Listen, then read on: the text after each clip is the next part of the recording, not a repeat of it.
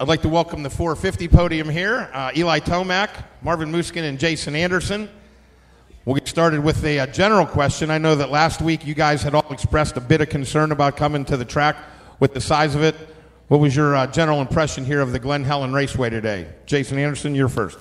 Honestly, all of us were super stressed about it, I think, because we just saw on Instagram, and it looked like it was just huge, just like gap doubles, you know? And when it gets rough and stuff, whenever you're going so high speed and you're battling guys, someone checks up, it can get really dangerous. But they did a great job, and I think the track was perfect for racing, and I think we had a good day and a good racetrack, maybe a little bit one line, but yeah, I mean, we got passed by Eli, so I guess it wasn't too bad.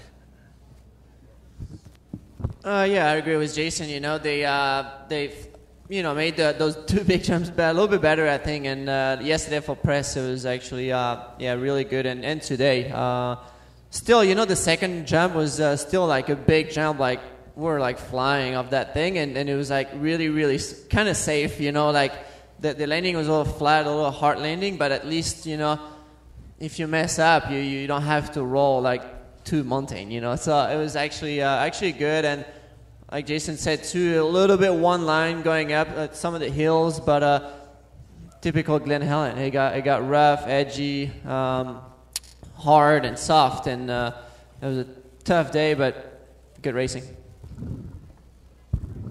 Yeah, I think they fixed the landings and made them safer, and it was all right. Kind of going with these guys too, like a little bit one line here and there, you know, early, maybe a little bit of too much water here and there too, but second moto came around like good old Glen Helen, like super rough, and it was gnarly. I know he's not with us here in the press conference, but in the first moto you had quite a battle with Ken Roxon. Was it kind of a little bit unfamiliar territory because he's been out so long from the outdoors, or was it just kind of good to have a buddy back out on track?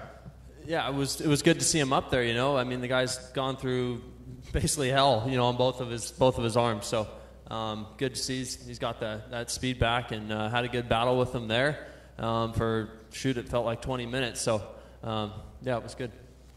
I'd open up now to questions from the media for the 450 class. Mr. Cooksey, you're ready to have your first question. So Jason, you were really sick in Vegas after you won that Supercross championship. How much did that slow your prep for outdoors, and was that in effect, and is that done? After Vegas, I got a couple IVs, and I was good to go. So, yeah, I still had a good time in Vegas on Sunday, so it didn't stop me at all. For outdoors, I think my worst part for preparation was I was so focused on the Supercross deal, and I didn't ride much outdoors, but neither did anyone else. But I definitely had very few days, and I had a new bike too that we had to kind of get going, and I think we were a little bit behind as far as bike setup and stuff like that, but like even on press day we're testing suspension, trying to get the chassis better, and I think we went in the right direction even from the first to the second moto. As you can tell, the motor's fine, the thing rips, and just working on the chassis a little bit, trying to get it better. Next question from the media. Aaron Hans with Racer X. Question for Eli. Again, in that second moto, late in the moto, you dropped the hammer like last week. It's the same question as last week. Is this like a conscious decision you're making, or is it just the speed just coming naturally at the end? You're going so much faster at the end of that moto. I don't really know. I mean, I just kept going. Was feeling good. Was relaxed and had some good lines and was flowing. I don't know, found a few lines maybe later on in that moto, but just feeling good, you know, not fighting anything and just going with the flow. Next question from the media. Mr. Cooksey. So Eli, about 10 minutes into that first moto, after the big jump, you made a right. You had a huge moment up there. You kind of clipped and front wheel. So when you have a moment like that, how long did that take you? A couple laps to gather it back, or?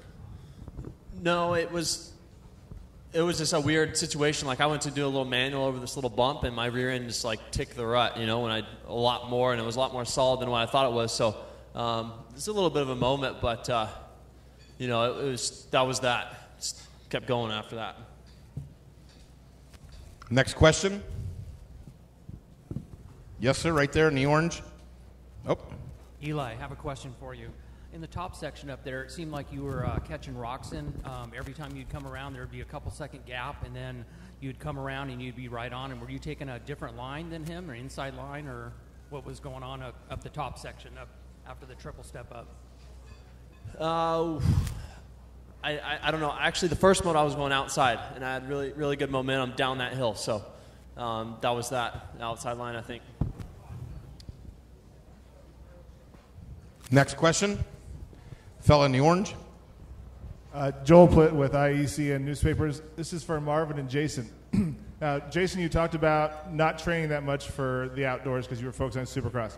Now, who determines that? Does Alden say, okay, we're going to focus on Supercross and not practice much outdoors, or do your teams tell you, hey, we want to start practicing some outdoors, get on some setups? How does that work? Yeah, I mean, it's kind of like a group decision, but Alden, he was not pumped on me, just wanted to ride Supercross. He wanted me to be ready for outdoors, but at the same time, I was in a position that I've never been in, and I wanted to really focus on getting that one goal accomplished. So I rode Supercross, and honestly, the biggest push was my mechanic. My mechanic really wanted me to just ride Supercross, and I put my trust in him all the time, CeeLo. So yeah, between me, him, we kind of just told Alden, like, we want to just ride Supercross and just be ready to go and get this thing done. And then, you know, come outdoors, we'll deal with that problem when it gets here. But I feel like we've done a pretty good turnaround, and we're behind in points right now, but at the same time, I feel like if I keep getting good starts and I keep riding really good, we have a good shot at battling for wins like we did today, and really getting onto that overall podium, getting that first win. Next question. Final question then for the three of you. We're leaving Glen Helen in the rearview mirror. We're heading to Lakewood, Colorado. What's your thoughts on heading out there?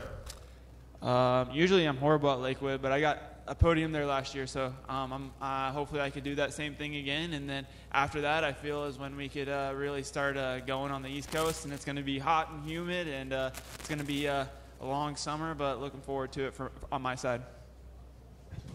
Yeah, looking forward to go to Colorado. You know, Thunder Valley is always really good track.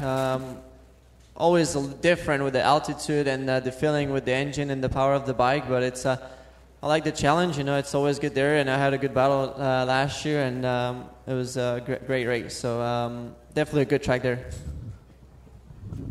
Yeah, looking forward to it. It's not crazy close to our track at home, but you know, close enough. You're in the home state, and you got the good crowd there. So yeah, should be fun. Outstanding job, gentlemen.